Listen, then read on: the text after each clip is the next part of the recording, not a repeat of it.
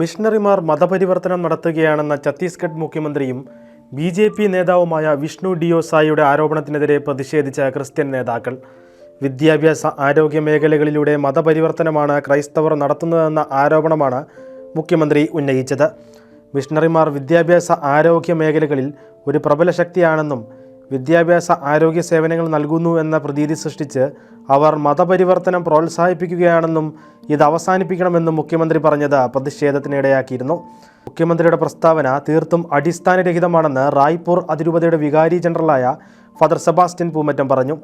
യഥാർത്ഥ വസ്തുതകൾ പരിശോധിക്കാതെ ന്യൂനപക്ഷ സമുദായത്തിനെതിരെ ഇത്രയും പ്രധാനപ്പെട്ട ഭരണഘടനാ സ്ഥാനത്തിരിക്കുന്ന വ്യക്തി ആരോപണമുന്നയിക്കുന്നത് പ്രതീക്ഷിക്കാത്ത കാര്യമാണെന്നും അദ്ദേഹം കൂട്ടിച്ചേർത്തു. ക്രൈസ്തവ വിശ്വാസത്തിൻ്റെ പേരിൽ 70,000-ഓളം ക്രൈസ്തവർ ഉത്തര കൊറിയയിൽ തടവിൽ കഴിയുന്നതായി വെളിപ്പെടുത്തൽ. ദക്ഷിണ കൊറിയയിലേക്ക് പലായനം ചെയ്ത യുൻ യാങ് എന്ന ചെറുപ്പക്കാരനാണ് ഇത് സംബന്ധിച്ച വെളിപ്പെടുത്തൽ നടത്തിയിരിക്കുന്നത്.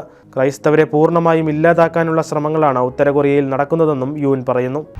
വിശുദ്ധ നാട്ടിലെ പ്രതിസന്ധിക്ക് പരിഹാരം ദ്വിരാഷ്ട്ര രൂപീകരണമാണെന്നും ജെറുസലേമിലെ ലത്തീൻ പാത്രിയാർക്കീസ് കർദിനാൾ പിയർ ബാറ്റിസ്റ്റ പിസബല്ല.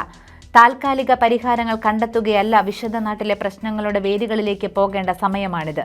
ദ്വിരാഷ്ട്ര പരിഹാരത്തിലേക്കുള്ള ആദ്യപടിയായി വെടിനിർത്തലിന് ഇസ്രായേലും ഹമാസും സമ്മതിക്കുന്നത് ഇപ്പോൾ അത്യാവശ്യമാണെന്നും പാത്രിയാർക്കീസ് പറഞ്ഞു. മാർ മാത്യു മൂലക്കാട് മെത്രാപ്പോലിത്തയുടെ മെത്രാഭിഷേകത്തിന്റെ രജത ജൂബിലി ആഘോഷങ്ങളോടനുബന്ധിച്ച് സാന്ത്വനം എന്ന പേരിൽ നടപ്പിലാക്കുന്ന സൗജന്യ ഡയാലിസിസ് സേവനത്തിന് തുടക്കമായി. കാരിത്താസ് ആശുപത്രിയുടെ നേതൃത്വത്തിൽ സമൂഹത്തിലെ എല്ലാ വിഭാഗം ജനങ്ങൾക്കും പ്രയോജനം ലഭിക്കുന്ന രീതിയിൽ പ്രതിവർഷം 500 ഡയാലിസിസുകൾ വീതം അടുത്ത 10 വർഷത്തേക്ക് സാമ്പത്തിക പരിമിതിയുള്ളവർക്ക് സൗജന്യമായി ഇതിൻ്റെ ഭാഗമായി ലഭ്യമാക്കും. ആദ്യഘട്ടമായി കാരിത്താസ് ആശുപത്രിയിൽ നിലവിൽ ഡയാലിസിസ് ചെയ്യുന്ന എല്ലാ രോഗികൾക്കും അവരുടെ അർഹത പരിഗണിച്ച് ഒരു ഡയാലിസിസ് വീതം സൗജന്യമായി നൽകി തുടങ്ങിയിട്ടുണ്ട്. പെരുമ്പടവ് സെൻറ്റ് ജോസഫ് ഇടവകയിൽ വൈദികരും സന്യസ്തരും സിസ്റ്റേഴ്സും ഒന്നിച്ചുകൂടിയ സന്തോഷത്തിലായിരുന്നു ഇടവക ജനം. സമർപ്പിത സംഗമത്തിൻ്റെ ഭാഗമായിരുന്നു ഈ ഒന്നിച്ചുകൂടൽ. മോൺസിഞ്ഞോർ ആന്റണി മുതുകുന്നേൽ സമ്മേളനം ഉദ്ഘാടനം ചെയ്തു. ഒരാഴ്ചയ്ക്കുള്ളിൽ അടുത്തടുത്ത സ്ഥലങ്ങളിൽ പുതിയ 3 ബിഷപ്പുമാരെ നിയമിച്ച വത്തിക്കാന്റെ നടപടി ശ്രദ്ധേയമാകുന്നു.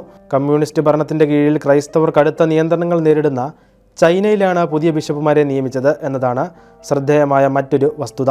വടക്കൻ ഫിജിയാനിൽ ബിഷപ്പ് പീറ്റർ വുയ്ഷു, വെയ്ഫാങ് രൂപതയിൽ ബിഷപ്പ് ആന്റണി സൺ ബെഞ്ചു, ഹെനാൻ പ്രവിശ്യയിലെ ഷെങ്ഷുവിൽ ബിഷപ്പ് തദേയൂസ് വാങ് യുഷെങ് എന്നിവരാണ് പുതുതായി വത്തിക്കാൻ നിയമിച്ച ബിഷപ്പുമാർ. സത്യസഭയെ അനുദിനം അറിയുവാൻ, സഭയെ സ്നേഹിക്കാൻ സൺഡേ ശാലോം യൂട്യൂബ് ചാനൽ ഇപ്പോൾ തന്നെ സബ്സ്ക്രൈബ് ചെയ്യുക.